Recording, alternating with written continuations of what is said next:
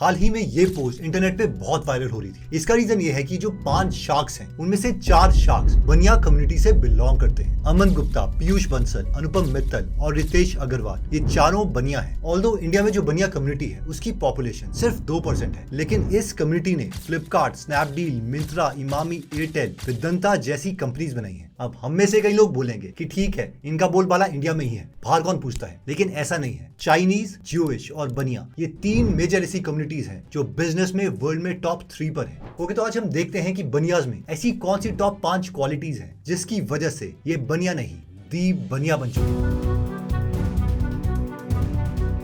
पिछले कुछ महीने से इंडिया की सबसे बड़ी कंपनीज जैसे कि नेस्ले, आईटीसी, एचयूएल और टाटा, ये सभी सिर्फ एक कंपनी को एक्वायर करने की रेस में लगी हुई है। ये कंपनी इतनी सक्सेसफुल है कि इन्होंने खुद की एक नई मार्केट कैटेगरी इन्वेंट कर दी और इस कैटेगरी में वो 90% मार्केट शेयर को कैप्चर करके बैठे हुए हैं। नॉर, मैगी, किसान और कई बड़े ब्रांड्स उससे कम्पीट नहीं कर पा रहे हैं। मार्केटिंग और ब्रांडिंग करने में तो ये मास्टर है और इन्होंने एक ऐसी टीवी एड बनाई है जिससे इनके सेल सिर्फ 1 साल में 4 गुना बढ़ गए।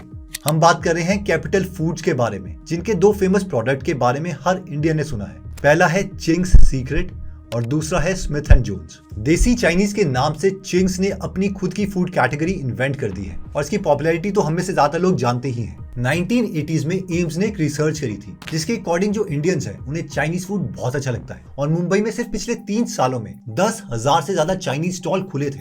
ये रिसर्च अजय गुप्ता जी ने पढ़ी और इनके दिमाग में कुछ आया और वो ये था कि ये एक बहुत बड़ी बिजनेस अपॉर्चुनिटी है। लोगों को चाइनीज फूड में इंडियन तड़का लगा के जो खाना बनता है उसे खाने में बहुत मजा आता है और इसीलिए 1996 में उस वक्त चाइनीज फूड मोस्टली सड़कों में स्टॉल्स में बिकता था, जो कि बहुत ही अनहाइजीनिक कंडीशंस में बनता था। यानी आपको पता ही है इसमें क्या क्या लोग डाल देते थे, इसलिए इसे घरों में अवेलेबल करवाना एक अच्छी बिजनेस अपॉर्चुनिटी हो सकती थी। चिंग्स सीक्रेट ब्रांड के अंडर इंस्टेंट नूडल, सॉस और इवन सूप जैसे प्रोडक्ट्स को इंडियंस के लिए लॉन्च किया गया। इसमें सबसे इंटरेस्टिंग बात यह थी कि मैगी जैसे ब्रांड जहां पर लोकल टेस्ट को इग्नोर कर रहे थे, वहीं पर चिंग्स सीक्रेट इसी लोकल टेस्ट पर प्ले कर रहा था। यानी हर लोकल जगह के लिए एक लोकल फ्लेवर लॉन्च किया जाएगा। 2010 में आते आते चिंग्स चाइनीज ग्रोथ तो अच्छी दिख रही थी, लेकिन गुप्ता जी चाहते थे कि ये बहुत बड़ा ब्रांड बने। इसका एक रास्ता उन्होंने निकाला, एडवर्टाइजिंग। अब एडवर्टाइजिंग तो हर ब्रांड ही करता है, लेकिन चिंग्स सीक्रेट ने जो एडवर्टाइजिंग करी वो माइंड बॉगलिंग थी। इन्होंने ऐसी एड बनाई कि इसके सामने बड़ी बड़ी मूवीज भी फेल हो जाए। माय नेम इज रणवीर चिंग के नाम से इन्होंने ये एड लॉन्च करी, जिसे यशराज फिल्म जैसे मेगा प्रोडक्शन हाउसेज ने लॉन्च किया। इस एड की प्रोडक्शन वैल्यू इतनी हाई थी कि कई लोगों को तो ये कंफ्यूजन होगी कि रणवीर सिंह की कौन सी मूवी है, जिसकी वजह से ये एड और वायरल हो गई। चिंग्स सीक्रेट की प्रेजेंस सिर्फ 70,000 स्टोर्स में थी और इस एड के बाद ये 3 लाख स्टोर्स में पहुंच गई। इसके बाद इन्होंने 10 रुपए में सूप का एक पैकेट भी लॉन्च किया। सूप को लॉन्च करने के बाद नॉर कंपनी इतना डर गई कि उन्होंने बाय 2 गेट 1 का ऑफर लॉन्च कर दिया। इसके ठीक 2 साल के बाद चिंग्स ने एक बार फिर से रणवीर सिंह के साथ इस एड को शूट किया और इस 5 मिनट की एड का बजट जानकर आप हैरान रह जाएंगे। इस एड का बजट था 75 करोड़ रुपए। इतना बजट तो कई मूवीज का भी नहीं होता। और सबसे इंटरेस्टिंग बात यह है कि इस एड को शूट किया था रोहित शेट्टी ने। इस स्टोरी से हमारी लर्निंग यह है कि if you don't have the market, create your own market. वैसे इस पर एक बुक लिखी जा चुकी है, ब्लू ओशन स्ट्रैटेजी। अगर आप चाहें तो इसे गूगल ऐप में सुन सकते हैं। हमारी नेक्स्ट लर्निंग आती है ड्रीम बिग। अगर मैं आपसे पूछूं कि वर्ल्ड का सबसे लार्जेस्ट गोल्ड रिफाइनरी कौन और किस कंट्री में है, तो ज्यादातर लोग कहेंगे दुबई या फिर यूएसए में ही होगा, जिसके ओनर रोल्स रॉयस या मर्सिडीज में घूमते होंगे। लेकिन अगर मैं आपसे कहूं कि एक नॉर्मल इंडियन ज्वेलर का बेटा जो कि एक पुरानी सी टोयोटा में घूमता है, वो दुनिया की सबसे लार्जेस्ट गोल्ड रिफाइनरी को ओन करता है, तो हम में से ज्यादातर लोगों को इस पर विश्वास भी नहीं होगा। बट ये स्टोरी एकदम सच है। हम बात कर रहे हैं राजेश मेहता जी की, जिनकी कंपनी है राजेश एक्सपोर्ट्स के नाम से, जिसकी मार्केट वैल्यू 10,000 करोड़ रुपए है। एक नॉर्मल सा मिडिल क्लास लड़का जिसे माँ बाप से कोई करोड़ों रुपए नहीं मिले थे, ना ही वो फराटेदार अंग्रेजी बोल सकता था, आगे चलकर वो इंडिया का सबसे बड़ा गोल्ड एक्सपोर्टर बनता है और स्विट्जरलैंड जैसे अमीर देशों में घुसकर वहां की वर्ल्ड लार्जेस्ट गोल्ड रिफाइनरी में से एक वेलकैम्बी को $400 मिलियन में खरीद लेता है। राजेश मेहता जी की स्ट्रगल स्टोरी भी उनकी सक्सेस स्टोरी जितनी ही इंटरेस्टिंग है। शुरू में राजेश जी डॉक्टर बनना चाहते थे, बट इवेंचुअली उन्होंने अपने फादर की ज्वेलरी बिजनेस को ज्वाइन कर लिया। उन्हें बहुत ही जल्दी समझ आ गया था कि जो उनके फादर का बिजनेस है उसे बहुत बड़ा नहीं किया जा सकता, क्योंकि जो ज्वेलरी की दुकानें हैं वो बहुत ही लोकलाइज्ड है। यानी एक दुकान के मालिक को बस उसके आसपास के लोग ही जानते हैं। इसलिए राजेश जी ने 1200 रुपए का एक लोन लिया और अपने बड़े भाई के साथ मिलकर सिल्वर ट्रेडिंग का काम किया। वो जानते थे कि जो इंडियंस हैं उन्हें नया डिजाइन चाहिए, तो वो क्या करते थे कि साउथ इंडिया के जो डिजाइन हैं उन्हें लेकर गुजरात में बेचते और गुजरात के जो डिजाइन हैं उन्हें लेकर साउथ इंडिया में बेचते, और दोनों के दोनों साउथ इंडियंस और गुजराती नए डिजाइन को देखकर बहुत खुश होते और इनका बिजनेस बहुत अच्छा चलने लगा। वैसे तो ये कुछ ही महीनों में लाखों रुपए कमा रहे थे, लेकिन ये बनिया दिमाग इतनी जल्दी सेटिस्फाई नहीं होने वाला था। इन्होंने कहा कि सिल्वर ट्रेडिंग नहीं, हम गोल्ड की ट्रेडिंग करेंगे। लेकिन इसमें एक बहुत बड़ी प्रॉब्लम थी। प्रॉब्लम ये थी कि उस वक्त पर एक गवर्नमेंट का एक्ट था जो कि था the gold control act of 1968। इस एक्ट के अकॉर्डिंग अगर आप गोल्ड मैन्युफैक्चर इंडिया में करते भी हैं तो भी आप इंडिया में ही ये सामान नहीं बेच सकते। तो उन्होंने कहा ठीक है, मैं इंडिया में गोल्ड तो नहीं बेच सकता लेकिन फॉरेन में तो बेच सकता हूँ, और इन्होंने किया भी यही। 1989 में बैंगलोर में इन्होंने 10 लोगों को हायर किया और वहां पर एक कंपनी की शुरुआत करी जिसका नाम था Rajesh exports. UK, US, Dubai में 1992 तक ये 2 करोड़ का गोल्ड एक्सपोर्ट कर रहे थे और ये नंबर 6 सालों में बढ़कर यानी 1998 में 120 करोड़ हो गया था। 2001 में इन्होंने बैंगलोर के व्हाइट फील्ड में 250 टन की कैपेसिटी का एक मैन्युफैक्चरिंग यूनिट सेटअप किया और इसके ठीक 1 साल के बाद इनका रेवेन्यू 1000 करोड़ क्रॉस कर गया। आज राजेश एक्सपोर्ट्स के इस देश में बहुत सारे मैन्युफैक्चरिंग यूनिट हैं। ये 1 साल में 2400 टन गोल्ड रिफाइन करते हैं, यानी हर रोज 6500 किलो सोना रिफाइन, जिसका मतलब है कि पूरी दुनिया में जितना भी गोल्ड रिफाइन होता है उसमें से 35% गोल्ड रिफाइन राजेश एक्सपोर्ट्स करता है। इस स्टोरी से हमारी लर्निंग ये है कि ड्रीम बिग। जब इन्होंने सिल्वर का काम किया तो ये सिल्वर में सेटल नहीं हुए, ये गोल्ड में शिफ्ट हुए। वैसे इस पर एक बहुत ही फेमस बुक भी लिखी गई है, the magic of thinking big, और अगर आप इसकी फ्री में हिंदी में बुक समरी सुनना चाहते हैं तो आप गीगल एप्लीकेशन में सुन सकते हैं, जिसका लिंक मैंने डिस्क्रिप्शन और फर्स्ट कमेंट में दे दिया है। 2020 में पूरे इंडिया में कोविड फैला हुआ था, हजारों बिजनेसमैन बर्बाद हो रहे थे और शेयर मार्केट में लोगों का करोड़ों का नुकसान हो रहा था। सिचुएशन इतनी डिप्रेसिंग थी कि किसी को भी फ्यूचर में सिचुएशन के बेटर होने की कोई उम्मीद नहीं थी। बट अगर मैं आपको कहूं कि एक बिजनेसमैन ऐसा था जिसकी कोविड में इतनी डिमांड थी कि वो लॉसेज में नहीं बल्कि उल्टा डबल डिजिट के प्रॉफिट्स में पैसे कमा रहा था। इस साल इन्होंने 650 करोड़ का रेवेन्यू जनरेट किया है और इसके ठीक नेक्स्ट ईयर ये इसे 800 करोड़ प्लस ले जाना चाहते हैं। और ये बिजनेस कोई हॉस्पिटल या फिर वैक्सीन का नहीं था, ये बिजनेस था एक अगरबत्ती का, और इस कंपनी का जो ब्रांड है उसका नाम है जेड ब्लैक। जेड ब्लैक की कहानी शुरू होती है प्रकाश अग्रवाल जी से, जिनको मैन्युफैक्चरिंग करने का बहुत शौक था। इन्होंने साबुन, डिटर्जेंट से लेकर तेल तक सबकी मैन्युफैक्चरिंग करी, लेकिन एक के बाद एक ये सारे बिजनेसेस फेल होते गए। इतने सारे फेलियर होने के बाद एक बार तो उनकी माँ ने भी कह दिया, बेटा तेरे से मैन्युफैक्चरिंग का बिजनेस नहीं चलेगा, इसका सपना छोड़ दे। अपनी माँ के कहने पर इन्होंने मैन्युफैक्चरिंग का काम छोड़ दिया और अगरबत्ती को डिस्ट्रीब्यूट करने चले गए, यानी ये औरों की अगरबत्ती लेते और उसको आगे जाके बेचते। फिर भी इनका जो मैन्युफैक्चरिंग का कीड़ा था उनके दिमाग से नहीं जा रहा था और इन्होंने सोचा कि अगर मैं औरों की अगरबत्तियां बेच सकता हूँ तो मैं खुद की भी तो बना सकता हूँ। इसलिए साल 1992 में इन्होंने अपने रिलेटिव से 5 लाख रुपए का लोन लिया और अपने घर में एक छोटा सा गराज है वहीं पर यह बिजनेस इस्टेब्लिश किया। अब होता क्या था कि 1990s में जितने भी अगरबत्ती के ब्रांड थे वो मैसूर और बैंगलोर में थे, यानी कि साउथ के लोगों को जो खुशबू पसंद है उसी के टेस्ट पर वो अगरबत्तियां बनती और उन्हें नॉर्थ में ले जाकर बेचा जाता। लेकिन प्रकाश अग्रवाल जी ने सोचा कि ऐसा नहीं होना चाहिए। नॉर्थ के जो लोग हैं उनके लिए जो अगरबत्तियां हैं वो उनकी खुशबू के प्रेफरेंस के अकॉर्डिंग बनी चाहिए, और ये फॉर्मूला काम कर गया। और सिर्फ 6 सालों में प्रकाश जी ने ना सिर्फ अपना 5 लाख का लोन रीपे किया बल्कि वो इतने प्रॉफिटेबल बन गए कि उन्होंने अपनी प्रोडक्शन अपने गराज से एक फैक्ट्री में शिफ्ट कर दी। बट प्रकाश जी सिर्फ इतने से सेटिस्फाइड नहीं थे।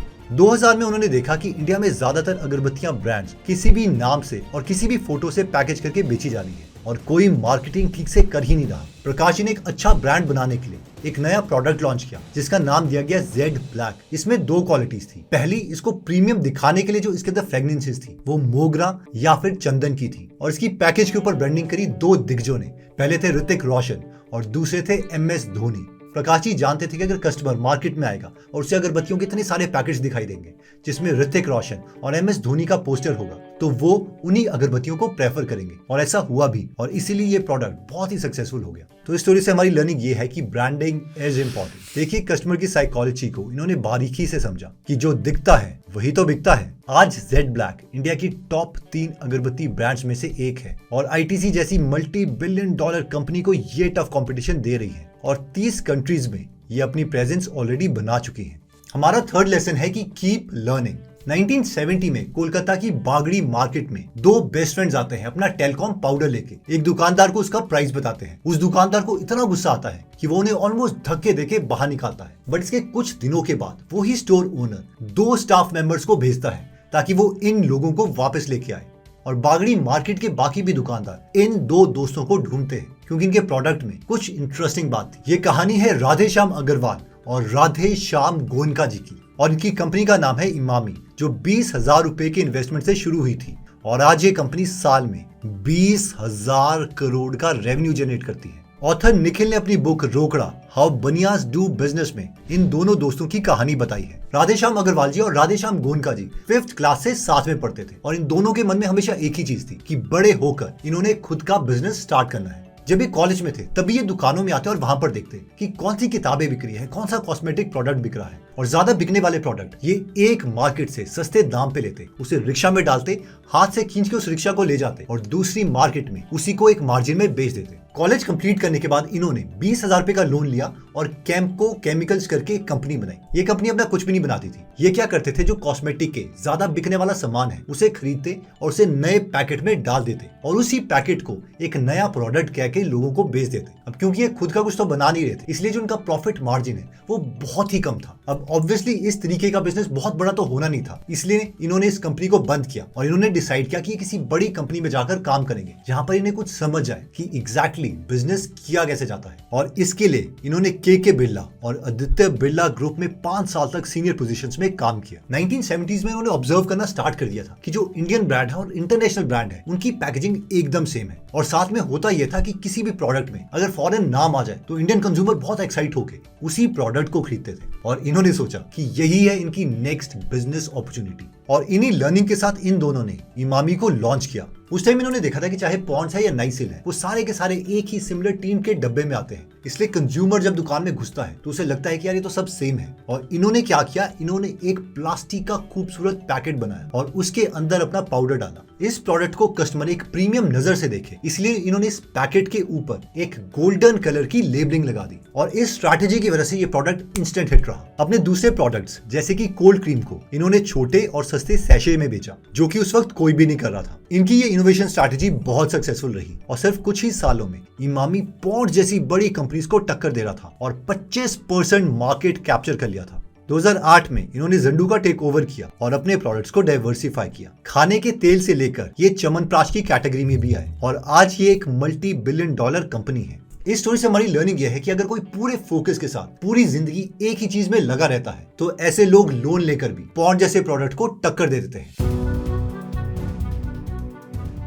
ओके, इमेजिन कीजिए कि आप एयरफोर्स में एयरमैन की जॉब पर हैं। आपकी एज 54 इयर्स हो चुकी है। अब आप क्या सोचोगे? आप सोचोगे कि यार कुछ सालों में मैं रिटायर होने वाला हूँ, अब लाइफ में क्या करना, आराम से पेंशन के पैसों से मजे करेंगे। बट एक बनिया का दिमाग ऐसा नहीं चलता। 1987 में 54 की एज में इस बनिया ने अपनी जॉब छोड़ दी, और इतना ही नहीं, इसने अपनी सारी सेविंग ली और उसे डोनेट कर दिया और अपने पास सिर्फ 1 रुपया रखा, और इसने कहा कि इस 1 रुपए से मैं बिजनेस स्टार्ट करूंगा, और इसने बिजनेस स्टार्ट भी किया और 450 करोड़ का बिजनेस बना डाला। इस बनिए के बिजनेस का नाम है अग्रवाल पैकर्स एंड मूवर्स और इसके फाउंडर का नाम है श्री रमेश अग्रवाल। इनकी बिजनेस जर्नी के पीछे एक बहुत ही इंटरेस्टिंग स्टोरी है। एक बार इनकी पोस्टिंग तमिलनाडु से ओडिशा हुई और इन्होंने नोटिस किया कि सामान शिफ्ट करने में इनको बहुत प्रॉब्लम आ रही थी। उस वक्त ऐसी कोई भी कंपनी नहीं थी जो सामान, स्पेशली घर का सामान, एक जगह से दूसरी जगह पर सेफली शिफ्ट कर पाए। फिर इन्होंने नोटिस किया कि बाकी जो डिफेंस में इनके साथ लोग हैं, जब वो भी एक टाउन से दूसरे टाउन में शिफ्ट होते हैं अपनी पोस्टिंग की वजह से, तो उन्हें भी सेम दिक्कत का सामना करना पड़ता है। रमेश जी को पता चल चुका था कि मेरा नेक्स्ट बिग आइडिया यही है, इसलिए उन्होंने 4,000 रुपए अपने एक फ्रेंड से उधार लिया और अपना बिजनेस स्टार्ट कर दिया। सिकंदराबाद में उन्होंने एक छोटा सा कमरा 250 रुपए में लिया, लेकिन उनको साथ में ट्रक चाहिए थी सामान को एक जगह से दूसरी जगह पर शिफ्ट करने के लिए। उनके पास ट्रक के लिए इतने पैसे नहीं थे। फिर उन्होंने अपना बनिया वाला दिमाग लगाया। उन्होंने नोटिस किया कि जो सबसे सस्ते ट्रक हैं वो नहीं मिल सकते हैं बैंक से। एक्चुअली होता यह था कि जो बैंक वाले हैं वो ट्रक ड्राइवर्स को लोन देते थे ट्रक लेने के लिए, और उनमें से बहुत से ट्रक ड्राइवर बैंक को पैसे नहीं दे पाते थे, जिसकी वजह से वो लोन डिफॉल्ट हो जाता था, और इसलिए जो बैंक है वो ट्रक्स उनसे ले लेता था और उसे नीलामी करके बेच देता था। और यहीं से रमेश जी ने अपना पहला ट्रक खरीदा। इसी तरीके से वो एक के बाद एक ट्रक्स खरीदने लगे और उसके बाद उन्होंने बहुत सी इनोवेशंस करी। फॉर एग्जाम्पल, जो ट्रक होते थे उसके ऊपर वाला हिस्सा खाली होता था, उस हिस्से में इनकी टीम तरपाल लगाती थी प्लास्टिक की। अब तरपाल में प्रॉब्लम क्या है कि कभी वो फट जाती थी, जिसकी वजह से जो पानी है वो अंदर सामान को गीला कर देता था, या फिर इनकी टीम उसे उतारती, दोबारा से चढ़ाती, उसकी पोजीशन को ठीक करती। इसका परमानेंट सोल्यूशन लाने के लिए उन्होंने क्या किया कि इन्होंने जो स्टील के कंटेनर्स हैं वो ही ट्रक में चिपका दिए, जिसकी वजह से इन्होंने इसका परमानेंट सोल्यूशन निकाल दिया। सेकंड प्रॉब्लम जो अग्रवाल जी ने सॉल्व करी वो ये थी कि जो मिडिल क्लास के लोग हैं वो पूरा का पूरा ट्रक किराए में नहीं ले सकते, इसलिए इन्होंने क्या किया, उसका एक लॉकर सिस्टम बना दिया। यानी ट्रक को अलग अलग सेगमेंट्स में तोड़ दिया कि आपको जितना एरिया रिक्वायर्ड है आप सिर्फ उसके लिए पे करो।